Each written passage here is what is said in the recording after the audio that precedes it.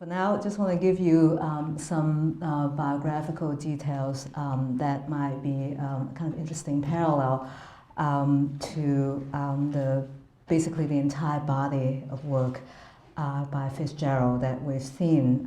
Last time we already saw that Fitzgerald was married to Zelda Sayre, and she was a very,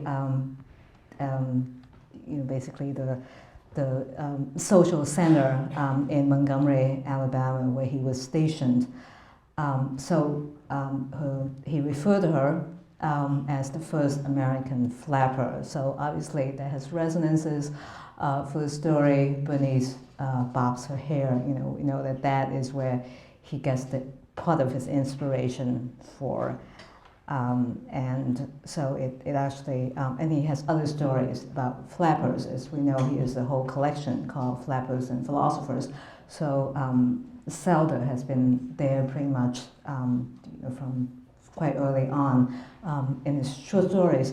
But really the work in which Zelda has the most important presence is Tenderest the Night. So just some interesting details, some interesting parallels. Some of you might have been surprised that Nicole refers to Dick as Captain Diver, right? When she writes to him from the sanatorium. And it turns it's not really very well accounted for because Dick, in fact, did not really fight. He was considered too valuable to be lost in battle. So he was in Switzerland, he was not in combat. But Nicole refers to him as Captain Diver. And it turns out that this is a kind of interesting personal connection to Fitzgerald's own life and his relation to Zelda. It turns out that in the Fitzgerald collection that I was talking about last time at the University of South Carolina, there are a couple of very prized items in that collection. One is this briefcase saying F. Scott Fitzgerald, Fifth Avenue, and the other is this hip flask with an inscription from it. And it turns out that this is a gift from Zelda to Scott before they were married, when they were just courting. And this is the inscription on that flask: to First Lieutenant F. Scott Fitzgerald, 65th Infantry, Camp Sheridan, Forget-Me-Not, Zelda, September 19, 1918, Montgomery, Alabama. So it turns out that the military rank is a small personal detail in the courtship, the attribution of a military rank that in fact was not really the real professional identity for Fitzgerald at any point, but she fondly, he was there, he was in Montgomery, he was not fighting either in Montgomery, Alabama, but she referred to him as First Lieutenant. That's a more dignified title, and we'll see that titles actually, whether one is referred to as Doctor or Mr. actually makes a difference in Tenderest Night. So from the very beginning, a kind of title consciousness on the part of Fitzgerald that gets translated into the Captain Diver in Tenderest the Night. But that's just a very, very small connection. The most important connection, as some of you might know, has to do with a very long history, long and painful history of mental instability on the part of Zelda, basically from the 1930s on. She never was not inside a clinic at some point, her career until she died. She was in and out of mental institutions, some more luxurious than others, some not looking like a mental institution at all. So we'll begin with those. Anyway, this is the reference to him as Captain Diver in Tenderest the Night. But this is one of the first that she went to. I think it might even have been the first, called Penguins in in Switzerland. And we'll see a picture of her room there. That was in 1930. And as you can see, almost like a hotel room, very, not looking like our idea of a mental institution, certainly not the place where Dahl would go to when he goes to Jackson, Mississippi. So at the very other end of the social spectrum That's where she started out when she began her long career of medicalization. And this is the picture of her release from Pronghans. And you can see that she actually looks very different from when she was 18. The almost unrecognizable. The two of them even, well, I mean, I guess it's separated by a number of years as well, but really looking very, very different. And that was, I think that was the earliest instance in 1930. Even that was a unduly optimistic diagnosis that she was recovered, that she recovered from the breakdown, because she was very soon hospitalized again, and this time in another even more famous Swiss clinic, the Burghosli, which is where Jung actually practiced. And I think Freud actually was there briefly as well. So in Tender is the Night, there's a reference to Freud that Dick Diver has to get to Vienna before Freud retires, and there's also the Swiss clinic. So all of that is in part it kind of has the connection to Zelda's own medical history in Switzerland. Then she went to a bunch of other ones. I can't even keep track of all the ones, different ones that she went to. But at some point in 1932, she went to Johns Hopkins. They were back in this country. She went to Johns Hopkins Hospital, and that turned out to have quite an important effect on both of them, because when she was at Hopkins, what part of the treatment was that she would have to write for 2 hours a day. That was part of the medical treatment. So she started writing, and she wrote a novel called Save Me the Waltz, which was published in 1932. It was only about 1,000 copies sold, so it didn't make its way into American literature exactly.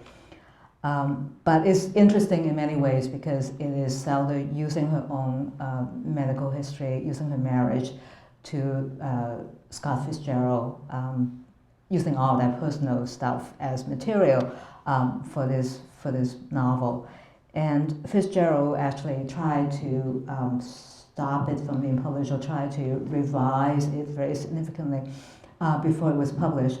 And then after it was published, he had this opinion about his wife's novel: plagiaristic, unwise in every way, should not have been written. So this is in many ways, a kind of a long and painful example of the many, many instances in American literature of the husband having some control over the wife's writing. The most famous example is Ted Hughes and Sylvia Plath, right? Her letters were actually edited by him after her death. So in this case, she did get it published, but it didn't reach a very wide audience, and he was against it from day one. The daughter, Scotty, had a somewhat different opinion. She just said that this sort of competition is traditionally the bane of literary romances.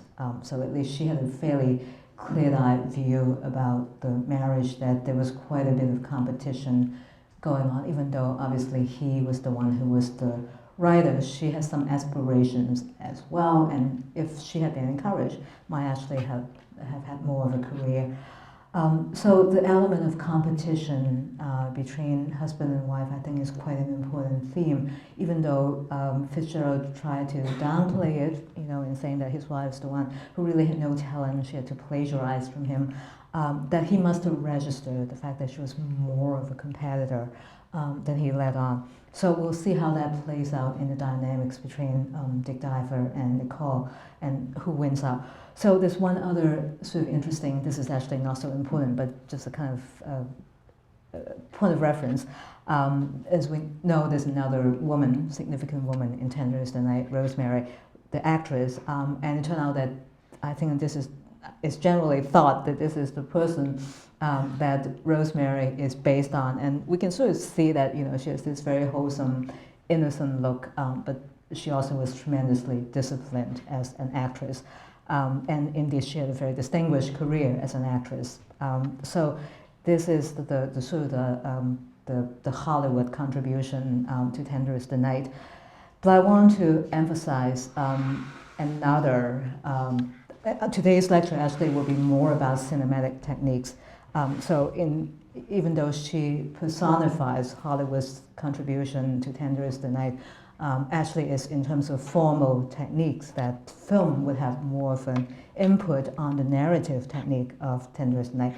But I want to go back very briefly to something that we've been talking about all semester, which is the very important and in many ways variously played out dynamics between the have and the have not. I know you guys might not have gone to the end of this novel, so I apologize for giving you, but there's really no way I could talk about the novel without talking about the ending. So without knowing all the details in between, this is the last 2 paragraphs of Tender is the Night. But he became entangled with a girl who worked in a grocery store. And he was also involved in a lawsuit about some medical question. So he left Lockport. After that, he didn't ask for the children to be sent to America and didn't answer when Nicole wrote asking him if he needed money. In the last letter she had from him, he told her that he was practicing in Geneva, New York, and she got the impression that he had settled down with someone to keep house for him. She looked up Geneva in an atlas and found it was in the heart of the Finger Lakes section and considered a pleasant place. Perhaps, so she liked to think, his career was biding its time, again like Grant's in Galena. His latest note was postmarked from Cornell, New York, which is some distance from Geneva in a very small town. In any case, he is almost certainly in that section of the country in one town or another. So those last 5 words, 5 of the cruelest words in American literature. He's a total nobody by the end of the novel, in one town or another. So this is a novel that moves very fast. You know, we start out with him at the top of his profession, full of promise. In fact, when we first see him, he is idolized by everyone around him. To get from there to this ending, that the woman in his life will be someone that he sees in the grocery store, and not even that, getting into trouble of his very modest medical practice, a drifter going from one small town to another. And there's the additional insult that he starts out in Zurich, Switzerland, a city that everyone knows about, to Geneva, New York, which Nicole is to look up in an atlas, and he can even hold on to this Geneva. So it is in many ways, the ending is the beginning, but a highly ironized beginning. So just to, we've seen this structure before, and I promise you we'll see it one more time. The last 3 novels that we read basically have the same structure, but for totally different effect. So from what we know at this point, we know that at least one other novel has this circular structure. The ending is the beginning, which is For Whom the Bell Tolls. So we've talked about this, but just want to give you those 2 sentences. Beginning, he lay flat on the brown pine needle floor of the forest, and then the last line, he could feel his heart beating against the pine needle floor of the forest. So it is Hemingway's very tender rendition of a life that could be construed as the life of a have-not, right? You know, we talked about that possibility that maybe he really has nothing, all he has is a broken leg. That very ironic reading, which is not to be dismissed. But against that ironic reading, Hemingway invokes this very lyrical image of in the ending is the beginning, as a kind of endless deferral of the moment of death. So he's still alive is almost as if he were beginning all over again, and we as the readers want him to begin all over again. It is that illusion perpetrated in our minds, the reader's mind, that Hemingway is able to write a novel that in some sense doesn't really have an ending, right? You know, if in the ending is the beginning, the actual death scene is deferred to a point of infinity. So this is Hemingway's very tender wrapping up of the life of Robert Jordan in For Whom the Bell Tolls. And in contrast to that, Fitzgerald is about as brutal as can be. So he, you know, is actually kind of sort of surprising that that he would want to be so thoroughgoing in the degradation of Dick Diver, but that's how he wants to write. So today we'll look at that ending, the cruelty of that, and link that to the question of narrative speed. We know that the novel is moving very fast. A lot of things have to happen for us to get to that very, very low point at the end of the novel. So what has happened, and what does Fitzgerald have to do in order to speed up the narrative to such an extent that he would get to that absolute low point? So last time we talked about montage, and we talked about flashback, right, as two cinematic techniques that are important to Fitzgerald. And today we'll look at three very, very common filmic techniques, and the way that they actually help to speed up the narrative. It is not self-evident that a close-up would in fact speed up the narrative, but the way Fitzgerald uses his close-ups actually does. And it's not always clear that cross-cutting would speed up the narrative. Once again, he uses this very familiar technique to move things forward. And then we have the very fast motion of the negative resolutions, things being taken away from Dick Diver. So let's look at a couple of instances of close-up, and this is just so obviously visual that it's sort of hard to look away from that how to read this without having some kind of visual image. This is about Rosemary.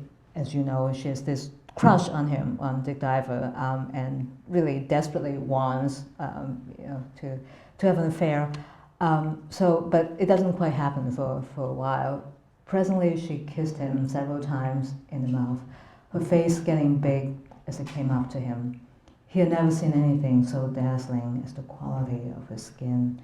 And since sometimes beauty gives back the images of one's best thoughts, he thought of his responsibility about Nicole, and of the responsibility of her being 2 doors down across the corridor. The rain's over, he said. Do you see the sun on the slate? Rosemary stood up and leaned down and said her most sincere thing to him. We're such actors, you and I. So we're starting out on one kind of register. We're starting out with the notion of Rosemary as this kind of lovesick puppy that's just pining for him, and unrequited love on top of that is going nowhere. So the first part up to the last 3 lines of that passage is really all about Dick Diver being this noble person, even though he could have taken advantage of Rosemary and she's pining for him. He could have easily taken advantage of her. He's not doing that because he's thinking of his responsibility to Nicole, 2 doors down the hall. All of that is really about the nobility and magnanimity and uprightness of Dick Diver. The last 3 lines swing us to the other end of other side of the narrative. And all of a sudden, we see what kind of a person Rosemary is. That in fact, we don't really, and she's completely truthful. Rosemary is never not truthful. Even though she's an actress, she actually is the most truthful person in the novel. And this is an absolute statement that is completely right about both of them. She is an actress. So it's very hard to know where the acting begins and where the feeling, where the acting ends and where the feeling begins. She's so disciplined that she would act in a certain way, and then she runs into an obstacle and she stops acting in that way as she's doing right there. It's like trying out, one route and seeing that it's going nowhere, and then suddenly seeing that maybe she should act in a different fashion. So there is a way in which the emotional life of Rosemary has been completely professionalized to such an extent that that she's always acting, which is not even to say that she's not sincere, and Fitzgerald credits her with being sincere. It is just that that is what she is. I don't think that she's capable of having any kind of emotions outside of her professional identity as an actress. So this is, this is what she is. So it is Dick's blindness to that he doesn't realize that she's not exactly a lovesick puppy. She is someone who is actually acting in a particular fashion, and who not only has a full understanding of what kind of a person she is, but she has a full understanding of what he is, right? So it is not surprising that she should know herself to be primarily an actress. It's not an accusation to say that that's what she is. Above everything else, she's primarily an actress. So she has that degree of self-knowledge, but she also has the knowledge about him that even though he is supposedly a doctor, he actually is at heart an actor. And that is an accusation, a much more serious accusation directed at him than it is directed at her, because she has been totally upfront. I mean, she never is not an actress. From the beginning of the novel to the end, she is defined by that. He is supposed to be a doctor, so he's not supposed to be an actor. But it turns out that maybe the innermost truth about him is that he is an actor, and that all the appearance of nobility, all the appearance of uprightness might turn out to be an act that is putting up for her benefit, an act that is putting up for his own benefit. Sometimes we can act for ourselves as well. So it shows a degree of knowledge of him and a clear-eyed, unsentimental, unlovesick evaluation of exactly what kind of a man he is. So it is the most acute statement about Dick Diver that we've seen up to this point. This is quite early, page 105. So it is that acuteness, that astute knowledge about a man that she's supposedly idolizing that gives the lie, actually, to the adoration that she seems to be raining on him, that is actually completely within bounds. She's practicing, what it's like to be an adoring, lovesick puppy. She's acting that part, but it's a part that she's just doing it very well. Just to move this to analysis of the narrative technique, the moment, that when we have that kind of sudden switch in perspective, actually comes with a visual detail that her face is coming closer and closer to him, and her face is getting big as it comes up to him. So let's remember that one visual detail, that her face completely fills his field of vision, that he sees nothing but her face. So let's keep that one visual detail in mind and see what Fitzgerald does with that detail, that close-up.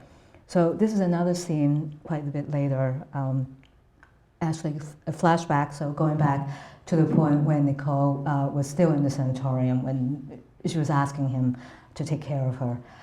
Nicole was up in her head now, cool as cool, trying to collate the sentimentalities of her childhood, as deliberate as a man getting drunk after battle. He breathed over her shoulder and turned her insistently about. She kissed him several times, her face getting big. Every time he came close, her hands holding him by the shoulders. It's raining hard. Suddenly there was a booming from the wine slopes across the lake. cannons were shooting at half-bearing clouds in order to break them, at hell-bearing clouds in order to break them. The lights of the promenade went off, went on again.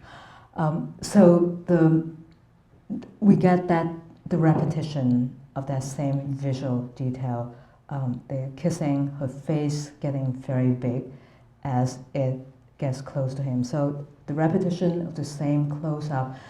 And what is odd is that we get exactly the same narrative sequence after that close-up. After that visual detail of the face getting big, we get the exact switch to a different narrative register, right? So this is not Nicole passing judgment on him, so it's not exactly the same structure as the incident with Rosemary, but there's a switch, abrupt switch to a different sequence of narrative. In this case, it's quite a trivial event. They were shooting cannons in order to break up the hell-bearing clouds. I guess is something you do in Switzerland. But the point is that cannons were being fired, right? In peacetime Switzerland, which is a kind of surprising fact in itself, since we're not so familiar with cannons being fired for that purpose. But given the fact that we'll be seeing the intertwined, the superimposed images of love and war, the firing of the cannons is certainly not trivial at this point. So at the very least, we can say that there's an intrusion into this love scene of the undeniable and historical proven reality of war, of World War I. Is just a fact of history that there was such a war. So this is, Fitzgerald is not going to recreate that war for us, except for going over the battleground and talking about it, taking 20 lives to advance afoot, that reference that we saw last time. He's not going to go further in the direction of World War I than he has done so far, but he is going to give us echoes of World War I in civilian situations, and not only that, but he's going to use that as a narrative follow-up to a love scene, specifically to a close-up when the woman's face is getting bigger and bigger. So we can say that what the close-up is doing for Fitzgerald is, especially the woman's face getting bigger and bigger, is a dramatization, a visualization of the woman's power over the man, right?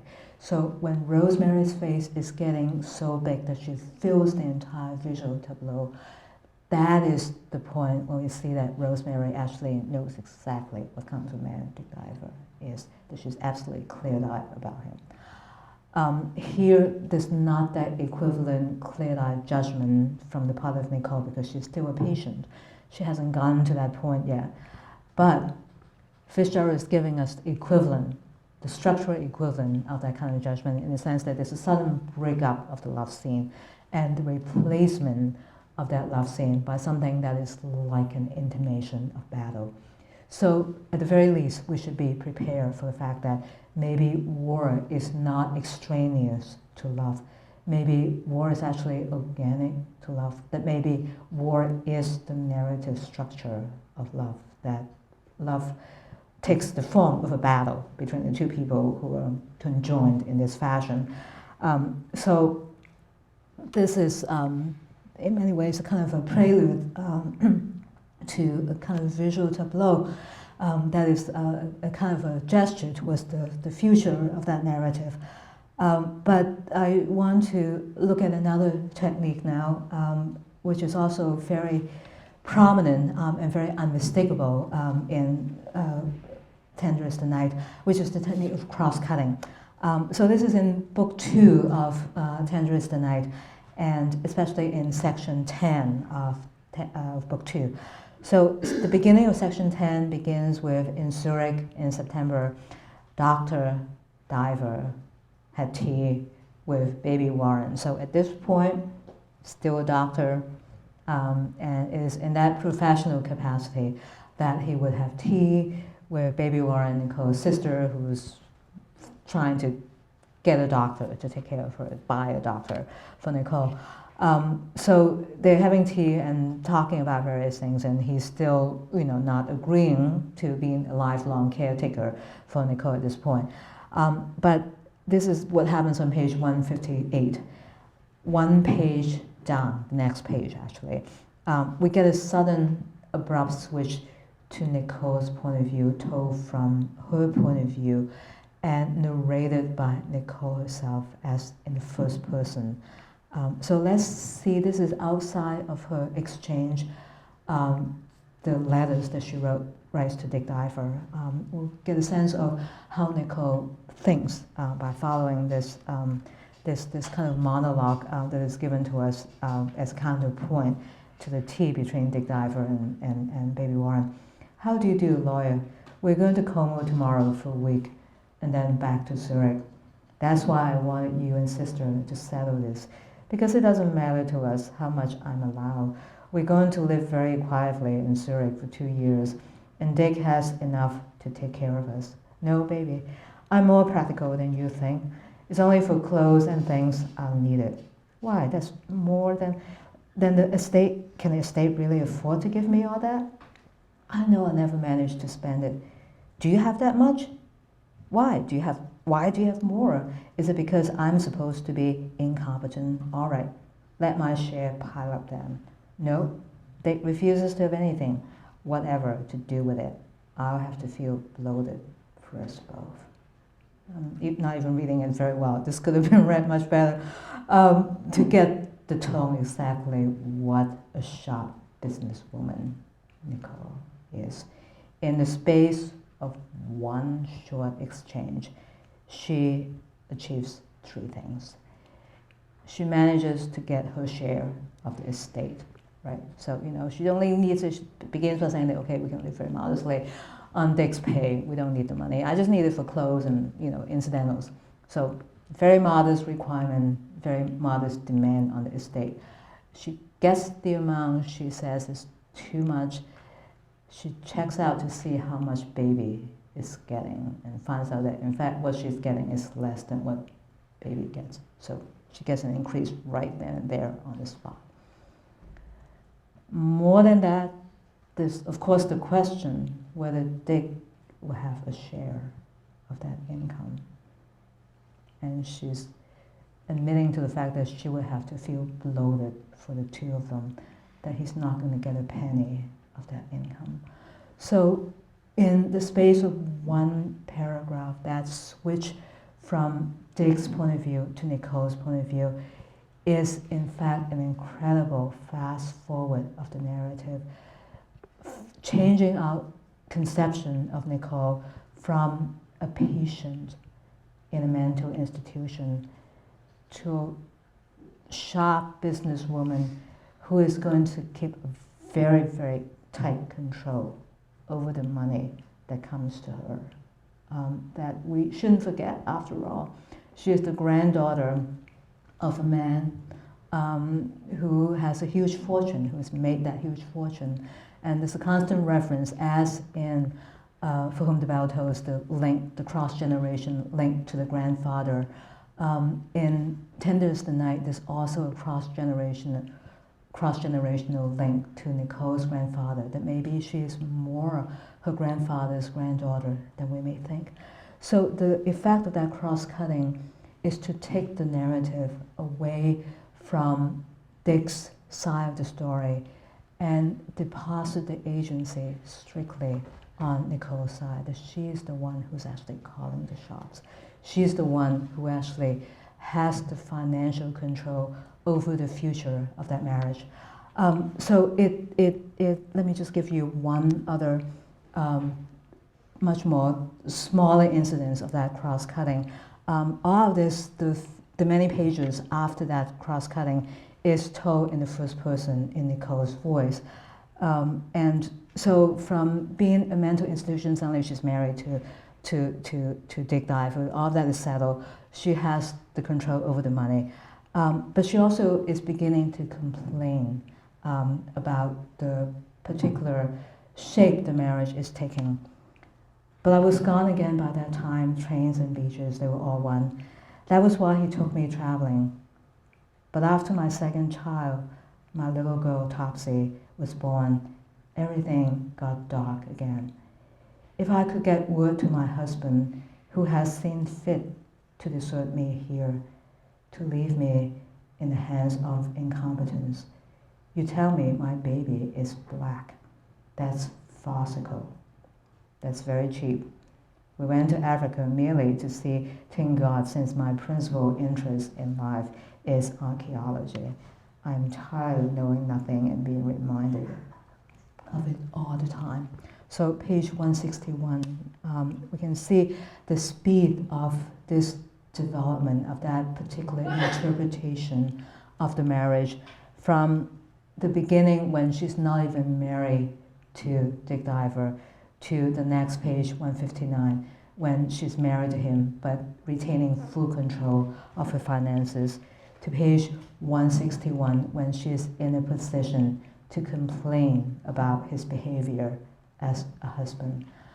And what is odd here, and I think it's actually quite heavy-handed on the part of Fitzgerald, is that once again there's a gratuitous, completely inexplicable intrusion of a racialized detail in the person of Nicole's daughter, Topsy, that my baby is black, is really coming out of nowhere, except for the fact that we know that Fitzgerald has a long history of racializing particular characters at critical moments. So let's just, and you guys know that Topsy is a reference to Uncle Tom's Cabin, right, to Harry Beecher Stowe's novel. Topsy is a black character and is one of the most vivid black characters in that novel. So is Fitzgerald's kind of backhanded tribute to a 19th century classic and resurrecting the name of a black character, totally inappropriate name for the daughter of Nicole, but nonetheless that's what he chose to give her. So this is just to flesh out the features of the history of racialization in Fitzgerald. In The Great Gatsby, we know that there really are no black characters in The Great Gatsby, but there's this constant intrusion of black characters, strangely. So as we cross Blackwell's Island, a limousine passed us, driven by a white chauffeur, in which sat three modish Negroes, 2 bucks and a girl. I laugh aloud as the yolks of the eyeballs rubbed toward us in haughty rivalry. So this is Gatsby going to town with Nick, and all of a sudden the intrusion of the 3 blacks in a limousine driven by a white chauffeur. That is a kind of a visual metaphor for the upstart Gatsby trying to elevate himself higher than he should be.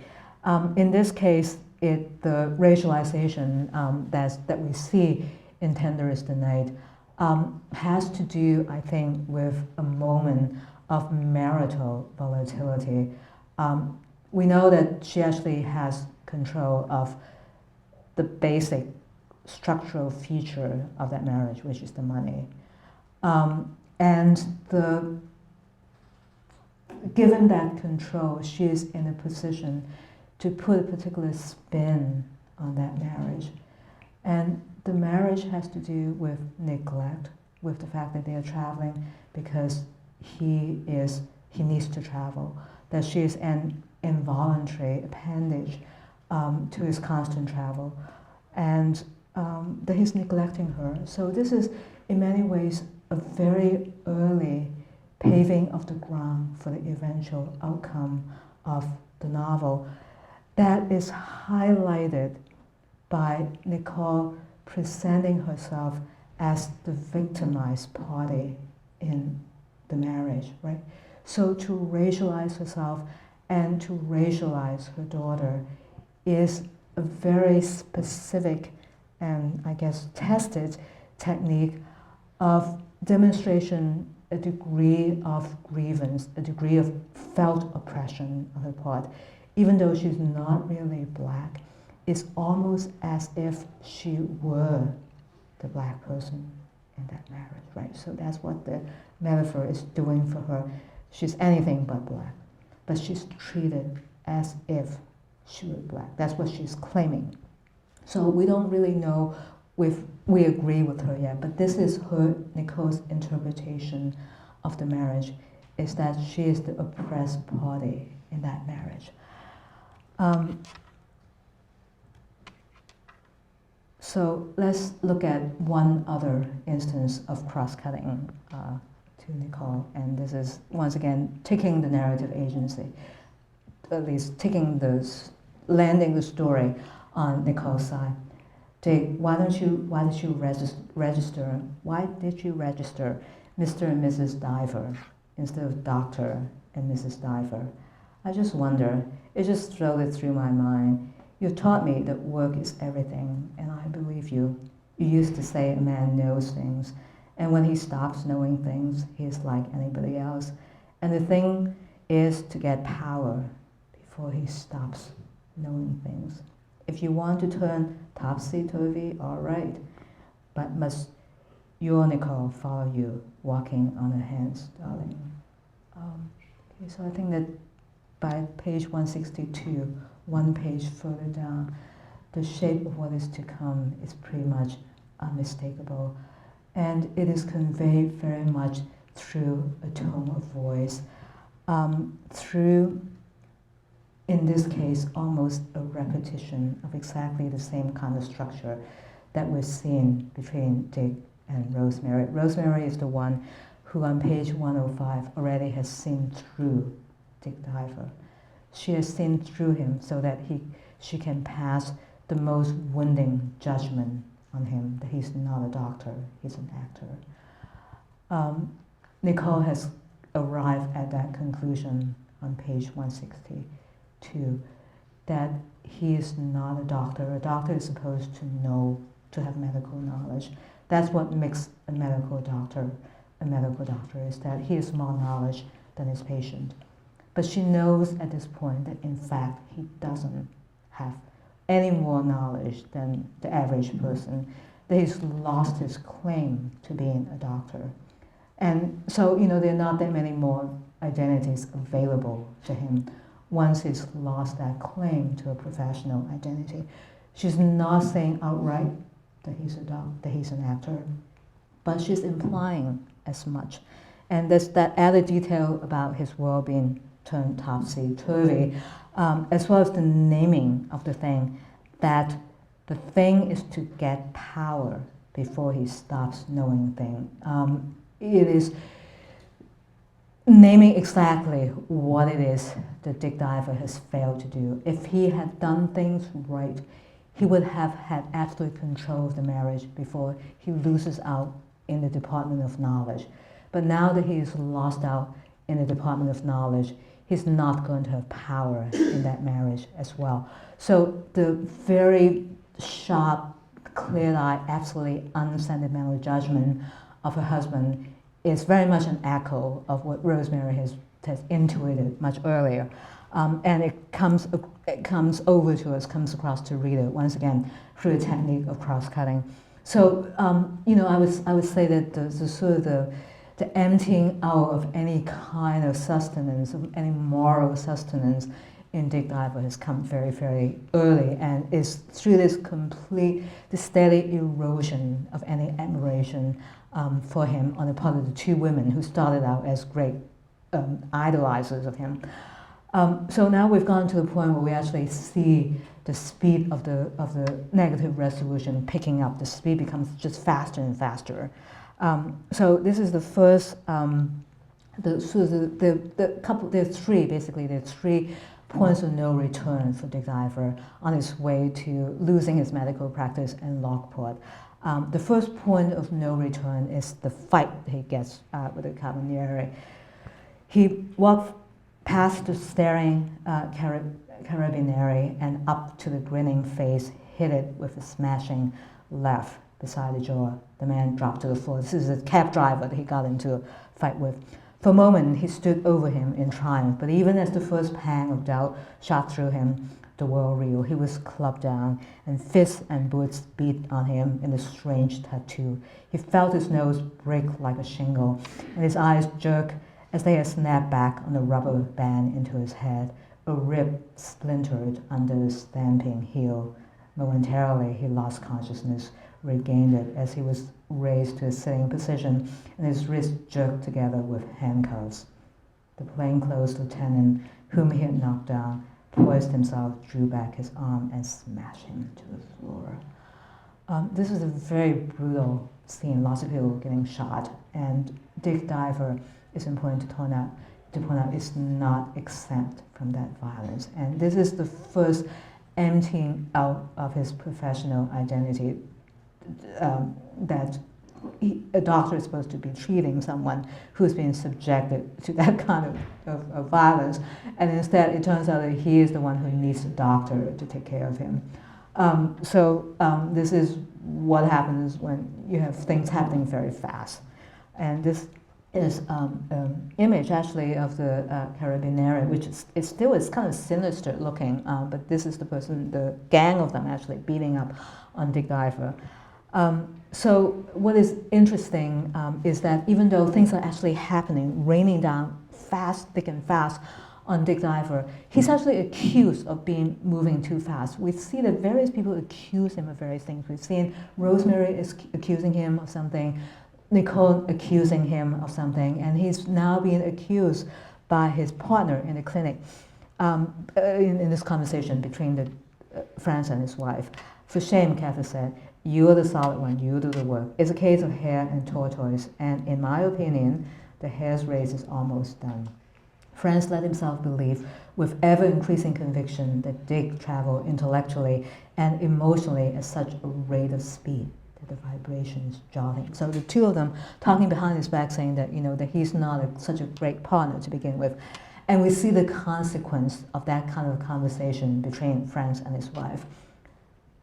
When they're talking about dissolving that medical partnership. This is no go, he says suddenly. Well, that's occurred to me, Franz admitted. Your heart isn't in this project anymore, Dick. I know. I want to leave. We should strike some arrangement about taking Nicole's money up gradually. I thought about that too, Dick. I've seen this coming. I'm able to arrange other backing, and it will be possible to take all your money out by the end of the year. Dick had not intended to come to a decision so quickly, nor was he prepared for Frank's so readily acquiescence in the break. Yet he was relieved. Not without desperation, he had long felt the ethics of his profession dissolving into a lifeless mass. So this is the speed of the breakup of that medical practice again at a speed that Dick had not counted on, that he had not asked for. It is somebody else's speed that is dictated the narrative development. And I'll just give you, I know that we're almost running out of time, so I'll give you the final part of that resolution, again, in fast motion. Actually, I'm going to skip this because I know that we're running out of time. So this will be on the PowerPoint, but I'm just going to go to the very end of the narrative about love as war. We've been seeing the superimposition of love and World War I all the way through, and finally we see the intrusion of World War I into this description of Nicole's idea of what the marriage is like. Again, she struggled with it, fighting him, with her small fine eyes, with the plush arrogance of a top dog, with her nascent transference to another man, with the accumulated resentment of years. She fought him with her money and her faith that her sister disliked him and was behind her now, with the thought of the new enemies he was making with his bitterness. For this inner battle, she used even her weaknesses, fighting bravely and courageously with the old cans and crockery and bottles, empty receptacles of his expiated sins, outrageous mistakes. And suddenly, in the space of 2 minutes, she achieved her victory and justified herself to herself without lie or subterfuge. Cut the cord forever. Okay. 2 minutes for her to come to the final decision about her marriage. And this is the final image, and this, I would just say, this is a great moment to pair up with the barber scene, the rape scene in For Whom the Bell Tolls. The mirror in front of Nicole reflected the passage between the man's side and the woman's. And Nicole started up at the sight of Tommy Bobbin, the man she's going to marry, entering and whirling sharply into the man's shop. She knew with a flush of joy that there was going to be some kind of showdown. In a minute, Dick came into Nicole's booth, his expression emerging, annoyed from behind the towel of his hastily rinsed face. Your friend has worked himself up into a state. He wants to see us together, so I agreed to have it over with. Come along. But my hair is half cut. Never mind, come along.